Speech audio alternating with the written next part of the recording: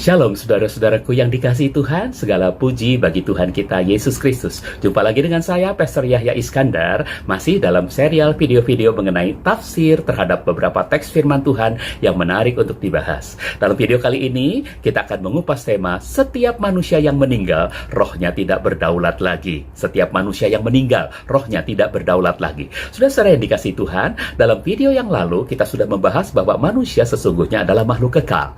Nah, dalam video ini kita justru akan membahas apakah kekekalan roh manusia itu termasuk juga kekekalan free will-nya, kehendak bebasnya, sama seperti ketika roh manusia itu masih mengenakan tubuh jasmaniahnya yang dapat ia bawa dan perlakukan sekehendak hatinya, bahkan hingga untuk melakukan hal-hal yang berbahaya sekalipun. Perhatikan gambar ini adalah gambaran betapa manusia dalam kehendak bebasnya bisa berbuat semaunya, bahkan hingga merusak dirinya, misalnya dengan narkoba ini. Saudara yang dikasihi Tuhan, untuk membahas tema setiap manusia yang meninggal rohnya tidak berdaulat lagi, saya mengajak saudara-saudara untuk membaca Pengkhotbah 12 ayat 7. Pengkhotbah 12 ayat 7, debu akan kembali kepada tanah seperti sebelumnya, dan roh kembali kepada Tuhan yang telah mengaruniakannya.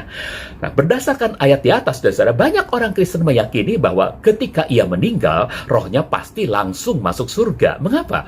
Pertama-tama karena setiap orang Kristen percaya bahwa Yesus telah menjamin mereka yang menerima dia jika meninggal pasti masuk surga. Dan yang kedua, karena memang ayat di atas tadi mengatakan dengan jelas bahwa roh orang yang meninggal itu kembali kepada Tuhan.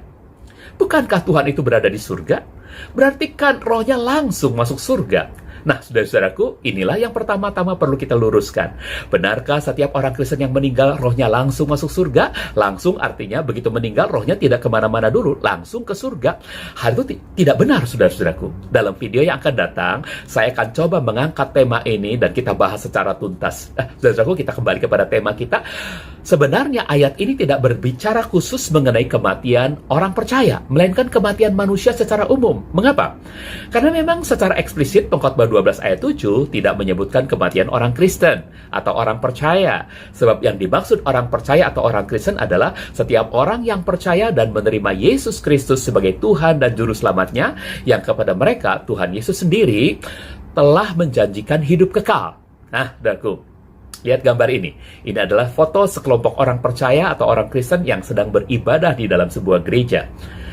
Jadi dengan kata lain, orang percaya atau orang Kristen adalah orang-orang tebusan Tuhan Yesus Kristus yang kepada mereka telah diberikan tanda meterai kepemilikan Tuhan sebagai jaminan hingga penebusan kekal atau hingga masuk surga sesudah mereka meninggal.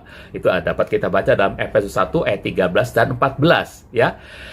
Di dalam Dia pula, kamu yang mendengarkan firman kebenaran, yaitu Injil keselamatanmu, di dalam Dia pula, karena percaya, kamu telah dimeteraikan dengan Roh Kudus, yang telah dijanjikan itu, yang merupakan jaminan terhadap warisan kita, umat kepunyaan Tuhan, yang telah ditebusnya untuk menjadi pujian bagi kemuliaannya.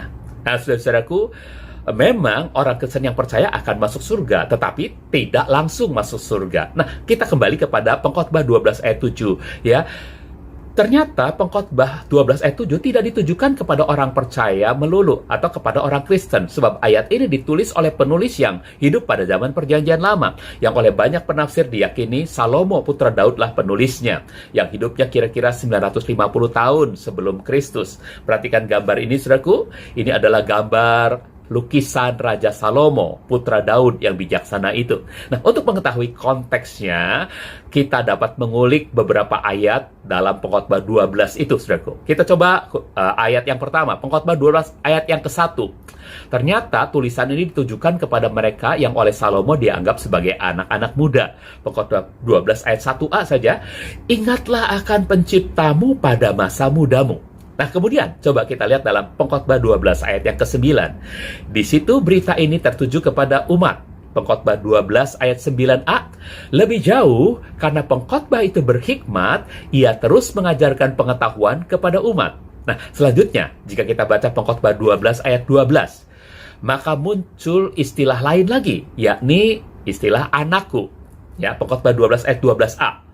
Lebih jauh lagi anakku, karena hal-hal ini waspadalah. Nah, dari sebutan-sebutan tadi dapat kita pahami bahwa baik anak-anak muda atau umat atau anak Salomo tersebut adalah semua orang, baik para pengikut Salomo pada masa itu maupun orang-orang yang kelak membaca tulisannya di kemudian hari, saudaraku, termasuk kita pada zaman ini. Karena itu perkataan rohnya kembali kepada Tuhan yang telah mengaruniakannya tidak dapat diartikan bahwa orang meninggal itu langsung masuk surga, saudaraku. Kalau bukan soal langsung masuk surga, lalu apa maksud kalimat rohnya kembali kepada Tuhan yang telah mengaruniakannya? Apa kira-kira makna yang tersirat dalam kalimat ini, saudaraku?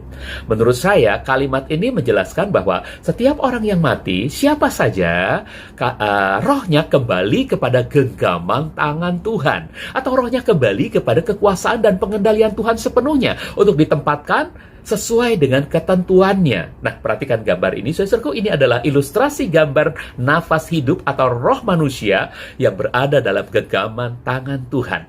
Saudaraku, pendapat saya ini didukung pula oleh dua ayat berikut ini. Yang pertama, Pengkhotbah 8 ayat 8a, namun berdasarkan versi terjemahan King James Version dan Indonesian Literal Translation yang disebutkan demikian. Pengkhotbah 8 ayat 8a dalam King James Version. There is no man that had power over the spirit to retain the spirit, neither had he power in the day of death. Nah, dalam ILT tertulis demikian, Pengkhotbah 8 ayat 8a, manusia bukanlah penguasa atas roh untuk mengendalikan roh, dan tidaklah memiliki kuasa atas hari kematian.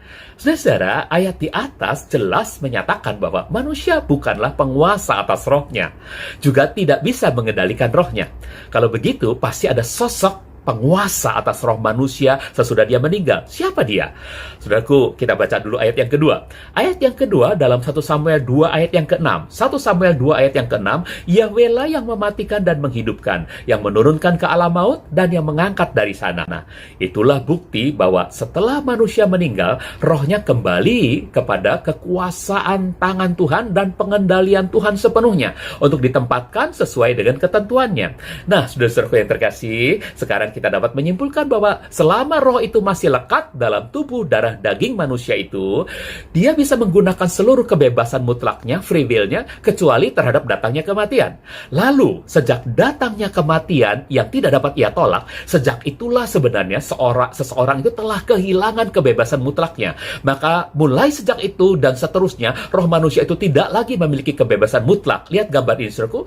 Lihat, sekalipun roh itu hidup, namun ketika keluar dari tubuhnya yang mati, roh itu seakan tidak punya daya atau pilihan mau pergi kemana. Ia ada dalam pengendalian kuasa yang lebih tinggi darinya. Tentu saja, kuasa tangan Tuhan. Nah, inilah sebenarnya yang dimaksud dengan tema kita, setiap manusia yang meninggal, rohnya tidak berdaulat lagi. Dengan demikian, maka pembahasan tema setiap manusia yang meninggal, rohnya tidak berdaulat lagi, sudah dapat diakhiri sampai di sini.